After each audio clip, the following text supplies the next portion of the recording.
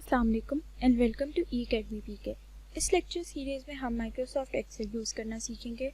Microsoft Excel एक ऐसी application है जिसमें हम कैलकुलेशन, डाटा एनालिसिस और डाटा विजुअलाइजेशन जैसे टास्क परफॉर्म कर सकते हैं। ये ट्यूटोरियल स्पेसिफिकली बिगनर्स के लिए बनाए गए हैं। आज के लेक्चर में हम एक्सेल बेसिक्स कवर करेंगे। सबसे पहले हम एक्सेल को स्टार्ट करेंगे। इसके लिए आपके लैपटॉप या कंप्यूटर में एक्सेल का इंस्टॉल होना ज़रूरी है। जैसे ही आप एक्सेल ओपन करेंगे तो ये इंटरफेस आपको नज़र आएगा। ये विंडो एक्सेल वर्कबुक कहलाती है। एक वर्कबुक में मल्टीपल शीट्स होती हैं, जैसे कि एक किताब में डिफरेंट पेजेस होते हैं। ये रेक्टेंगुलर बॉक्सेस सेल्स कहलाते हैं और बॉटम बार में शीट्स का टैब मौजूद है।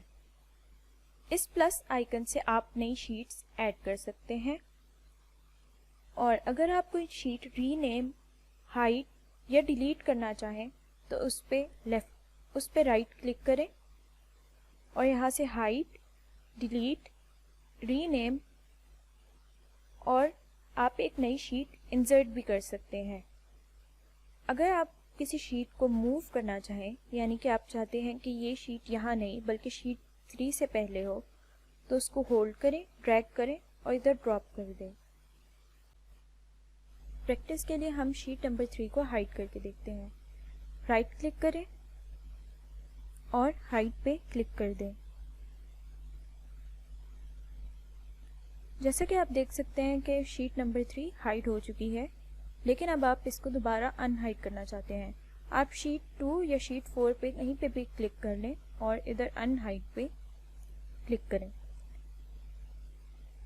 जैसे कि आप देख सकते हैं एक डायलॉग बॉक्स आ गया है जो बता रहा है कि शीट नंबर 3 हाइड हुई है और हम ओके करके इसको अनहाइड कर लेंगे। एक्सेल के इस पोर्शन को रिबन कहते हैं। आप इस रिबन को हाइड भी कर सकते हैं by this small arrow like this, और आप इसको दोबारा वापस भी ला सकते हैं by clicking on the home tab. इस रिबन में काफ़ी सारी टैब्स होती हैं, जैसे कि home, insert, draw and page etcetera. सबसे पहला टैब होम टैब है। जब भी आप एक्सेल ओपन करेंगे तो यही टैब आपके सामने होगा। इस टैब में basic clipboard commands, formatting commands और रोज इंसर्ट या डिलीट करने की कमांड्स होती हैं। दूसरा टैब इंसर्ट टैब है, जिससे आप अपनी एक्सेल शीट में टेबल्स, डायग्राम्स, चार्ट्स और सिंबल्स ऐड कर सकते हैं। पेज लेआउट के थ्रू आप एक्सेल शीट की लुक को चेंज कर सकते हैं, जो कि मोस्टली प्रिंटिंग में हेल्प करता है। फॉर्मूला टैब से आप फॉर्मूलाज इंसर्ट कर सकते हैं। डाटा टैब में डाटा कमांड्स होती हैं, for example data filtering, sorting and advanced analysis tools.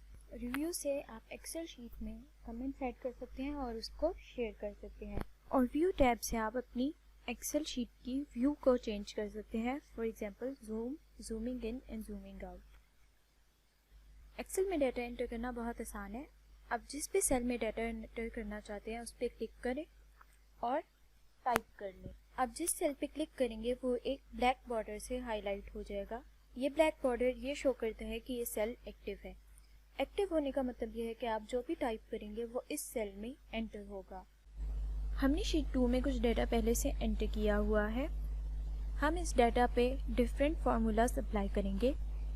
इस शीट में 2 कॉलम्स हैं जिसमें कुछ नंबर्स दिए गए हैं। हमारा टास्क ये है कि हमने इनका सम, प्रोडक्ट, एवरेज और sum with a constant find करना है। So we have 40 columns to fill. Normally इस टास्क पे आपको 10 to 15 मिनट्स लग जाएंगे, but Excel makes repetitive mathematical operation very easy and very fast. Formulas apply करने से पहले हम इस डाटा को थोड़ा फॉर्मेट करेंगे। जैसा कि आप देख सकते हैं कि ये नंबर्स पूरा नज़र नहीं आ रहा क्योंकि इस सेल की विड्थ कम है। हम इसको रीसाइज करेंगे। आप इस कॉलम ए पे क्लिक करें और इधर आगे लेके जाएं तो आप देखेंगे कि ये कर्सर चेंज हो जाता है। जब कर्सर ऐसे चेंज हो जाए तो डबल क्लिक करें और कॉलम रीसाइज हो जाएगा। सेकेंडली हम ये चाहते हैं कि ये जो सारे नंबर्स हैं ये सेल के मिडल में शो हो। सो हम क्या करेंगे, हम इन सेल को सिलेक्ट करेंगे। सिलेक्ट करने के लिए आप सेल A1 पे क्लिक करें और होल्ड करके ड्रैग करें एंड तक। जब सेल्स सिलेक्ट हो जाएंगे तो you can click on this centre button to centre your data. जैसा कि आप देख सकते हैं कि सारा डाटा सेंटर हो गया है। सबसे पहले हम थर्ड कॉलम में इन नंबर्स को ऐड करेंगे। इसके लिए हमें फार्मूला चाहिए बिकॉज हमने एक कैलकुलेशन करनी है। फार्मूला एक इक्वल टू सिंबल से स्टार्ट होता है। इससे एक्सेल को पता चलता है कि यहाँ एक कैलकुलेशन करनी है। हम सेल C2 में इज इक्वल टू टाइप करेंगे। उसके बाद सेल A2 को सेलेक्ट करेंगे, प्लस का सिंबल ऐड करेंगे और उसके बाद सेल B2 को सिलेक्ट कर लेंगे। जैसा कि आप देख सकते हैं दोनों सेल जो इस फॉर्मूला का पार्ट है वो हाईलाइट हो गए हैं। Now we press enter and Excel will show the results of this formula in this cell. आप देख सकते हैं कि सेल C2 में 11 शो हो रहा है जो कि 5 और 6 का सम है। अगर आप इस सेल पे क्लिक करें तो आप देख सकते हैं कि सेल C2 में फॉर्मूला का रिजल्ट शो हो रहा है, लेकिन ऊपर फॉर्मूला बार में फॉर्मूला शो हो रहा है। अगर आप इस फॉर्मूला को एडिट करना चाहते हैं तो आप इसको फॉर्मूला बार से एडिट कर सकते हैं या फिर आप सेल C2 पे डबल क्लिक करके भी इसको एडिट कर सकते हैं। अब आप सोच रहे होंगे कि अगर हम इसी तरह हर सेल के अंदर फॉर्मूला टाइप करेंगे तो तब भी हमें काफ़ी ज़्यादा टाइम लग जाएगा, लेकिन घबराएं मत। एक्सेल की एक ख़ास फंक्शनैलिटी ये है कि इसमें आप किसी भी सीरीज़ या फॉर्मूला को एक सेल से दूसरे सेल में एक्सटेंड कर सकते हैं। अब हम देखेंगे कि हम ये कैसे कर सकते हैं। अगर आप इस सेल के एंड पे जाएं तो आप देखेंगे कि कर्सर चेंज होकर एक प्लस का सिंबल बन जाता है। आप क्लिक करें, होल्ड करें और इसको ड्रैग करें तो आप देखेंगे कि ये ब्लैक बॉर्डर सेल C2 से सेल C3 में एक्सटेंड हो गया है। इसी तरह आप इसको एंड तक एक्सटेंड कर सकते हैं। As you can see, all the sums have been calculated. जब आप किसी भी सीरीज़ या फार्मूलाज को एक सेल से दूसरे सेल में एक्सटेंड करते हैं तो एक्सेल उसको नेक्स्ट सेल्स के लिए अपडेट कर देता है। इस फंक्शनैलिटी के थ्रू आप किसी भी फार्मूला को मल्टीपल रोज या कॉलम्स में एक्सटेंड कर सकते हैं। सो फॉर एग्जांपल अगर आपके पास 1000 कैलकुलेशंस हैं तो एक्सेल उनको within a minute calculate करके दे देगा। For the next 2 columns we know what to do now. For the product, let's write the formula. Now select number 1, add the multiplication symbol which is an asterisk, and now select number 2 and press enter, and we can extend this formula till the last row. Average find करने के लिए आपको दोनों numbers के सम को 2 से divide करना होगा। इसके लिए आप दोनों नंबर्स को पहले ब्रैकेट में ऐड करके उनको 2 से डिवाइड कर सकते हैं। सेकेंड मेथड ये है कि हमने कॉलम C में पहले से इन दोनों नंबर्स का सम फाइंड किया हुआ है। हम कॉलम C की वैल्यूज़ को 2 से डिवाइड करके भी एवरेज फाइंड कर सकते हैं। Let's write the formula to calculate the average. Select cell C2 and then add the division symbol and divide by 2। As you can see, the average has been calculated and we can extend it to the last row. Column F में हमें 3 numbers का सम करना है, number 1, number 2 and this constant. Let's write the formula is equal to number 1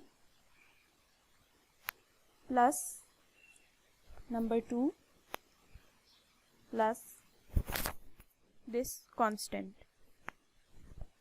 Let's press enter.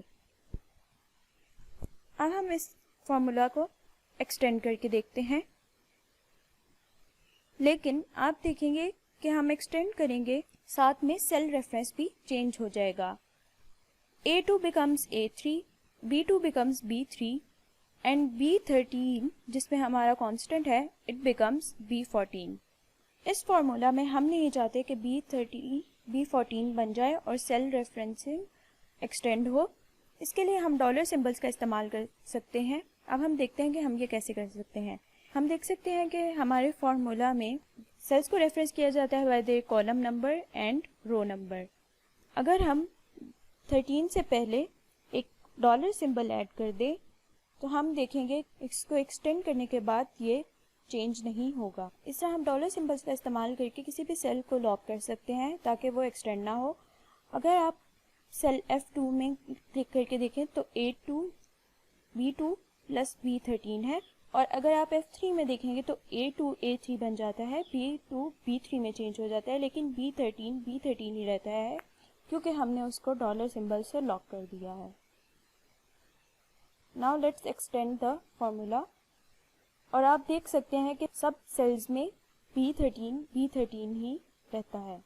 आप देख सकते हैं कि एक्सेल रेपिटेटिव मैथमेटिकल कैलकुलेशंस को काफ़ी आसान बना देता है।